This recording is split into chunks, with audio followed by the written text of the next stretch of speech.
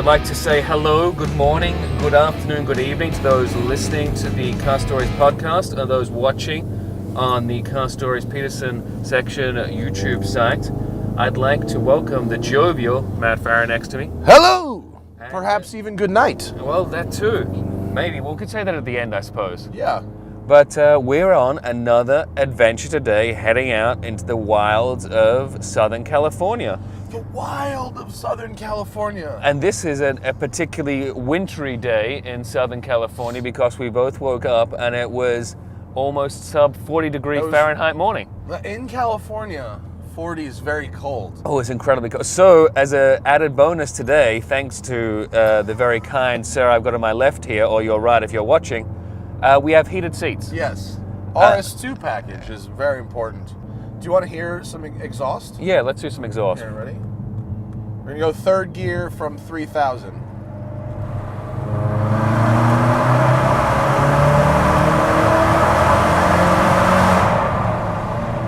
Not bad. See, it sounds good. Pretty angry. Yeah, and what is the exhaust on this then? So this RS, I've done the Mountune kit, which I think they call it, the 400R kit. Yep. It's very straightforward, actually. It's an intake, a catback exhaust. Yep. An upgraded intercooler with metal end tanks and all that kind of stuff. A thicker intercooler. Yep. And intake, exhaust, intercooler. Something called an up pipe, which is just a pipe, just a metal pipe, and an ECU tune. And so with that on 91 octane fuel, Aventador. Yep. With 91 octane fuel, it makes 377 wheel horsepower and 455 wheel torque at the World Motorsports Wind Tunnel Dyno in Torrance. And then, which isn't a bad thing, which obviously links into the sometimes modern cars are quite fast. This car is very, very fast. I mean, it feels it doing that third gear pull. This car is really fast, and it's really, the handling is really sharp. It's very nimble. You know, and if you add up all the crap on this car, and now I'm into like a $52,000 Ford Focus. Yeah, which sounds, I mean, obviously, it is in theory, it is a lot of money. Yeah, but unless you're some crazy home engineer and building some crazy thing, if you want to go this fast, it costs $50,000 no matter what you're buying. I mean, still, if you go back to the numbers, 300 and how many? 375 horsepower. 377 wheel horsepower. Yeah. 455 wheel torque. And now, if you talk about that, I mean, that's still a very, very high horsepower, high torque car. Pretty stout. For just over $50,000. Yes, and I'm told that I haven't done it yet, but they have a race gas tune. Okay. And I'm told you can add a plus 50 to each number on race gas, well, which I believe. Yeah. Here we'll do it. I'll show you second gear. There you go. Here's a second gear from 3,000 in second.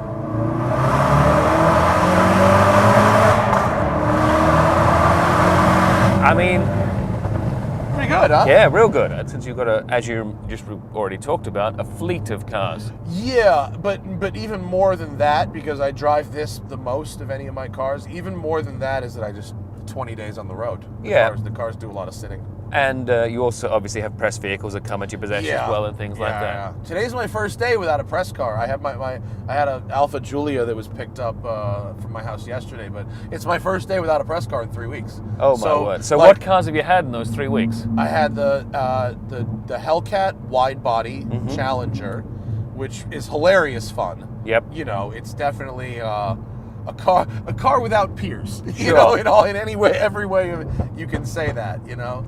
And then I had the Lotus Evora 410 Sport, which was absolutely glorious. It was a wonderful car, probably the best sports car on the market that nobody's talking about. So the Smoking Tire YouTube series, you know, I've been doing these videos that I called one takes, which are pretty much first impression videos, right? Yep. I have people bring out their cars and they're modified, they're fans, and so it's like anything that I haven't driven before is open season. So weird modified cars and stuff like that. But I want to do some other things. Yep. And I've done the thing that made those one takes what they were was I created this very simple format that involves 3 types of shots: a walk around, a picture-in-picture drive, and then a few drive-bys, and Yep. I made a little video factory basically of like, just here's the format, and you know, it worked because no matter if I was driving a $1,200 Honda or a $300,000 Ferrari, you get the same treatment. So Sure. it's like the anti-favorites, you know. But you do the same thing 600 times. Yeah, so I was going to ask, how many videos did you end up doing out of the cars, or how many different cars did you shoot over the length? I've made like 1,000 videos total since 2006, but Okay. I did 600 of these one takes in 3 years. Which is a good number of videos. It's a lot of videos. It is a lot of content. It's a lot. And it's, you know, there's not a ton that goes into each one, but there's a lot of, you shoot them in groups, so it's a lot of scheduling and, you know, participant management, you know, and stuff like that. And that's sort of the stuff that that gets repetitive, and that you start looking for other stuff. And plus, like, you know, it's getting to drive a huge cross section of cars is neat. You know? I mean, to show up at the side of the road on some random Tuesday morning and go, all right, well, look, there's a Ferrari Testarossa, a Porsche 914, there's a Toyota Matrix, and you know, a SRT Jeep. Yep. And you're gonna go dun dun dun, car to car to car, and what is this wonky variety that has appeared? And so, getting to do that provides an experience that is truly unlike any other. However, all you're getting is a first impression. You know, it's an appetizer, and at a certain point, I at least, you know, after many hundreds of videos, went, you know, this is a lot more rewarding of a profession when I get to spend 3 or 4 days with a car. Sure. Or if I'm not spending 3 or 4 days with the car, I at least need to experience the car in a manner that truly befits the car. So driving it up and down a canyon road is a pretty good approximation of handling, but like, you know, I got to drive, I keep going back to this example, and I feel a little bad bringing it up because the owner of the Lancia Stratos that I drove was such a nice person, let me drive your $1 million Lancia Stratos. Like, what a nice treat, you know? But the guy lived in Florida, and I flew to Florida to drive it, and when I got to Florida, what I experienced was Florida. Sure. A Lancia Stratos that is geared for the Monte Carlo rally on Florida roads is not an experience that really befits that car. And so, and unfortunately with the one takes, and again, not to pick on Mr. Campion who owns the Stratos, because he was very nice about the whole thing, and it's not his fault that there's no rally stages in Florida. It's unfortunate they couldn't put the snow down just it's unfortunate, for you. yeah. And those twisty alpine roads going into the south of France. You saying they wouldn't put the car on a private plane and ship it to Monaco? You know, and you don't expect that people would do such things, but at a certain point, you know, you have to say, no, this experience is not the correct experience for this, and therefore I'm not going to do it just because to check off the box of video, you know, to say, oh, I have now made a video of this car, and I can check that column off. I don't know about you, but I'm a big list maker, and so I like making a list and then checking them off. But if it's not a quality experience, it won't translate in the video. Sure. You know, and then there's no growth, right? Then it's just stagnant. Yeah. And so with that being the case, and with that coming to an end, what are the new projects that you're working on now? Because obviously, well, let's start with the first one.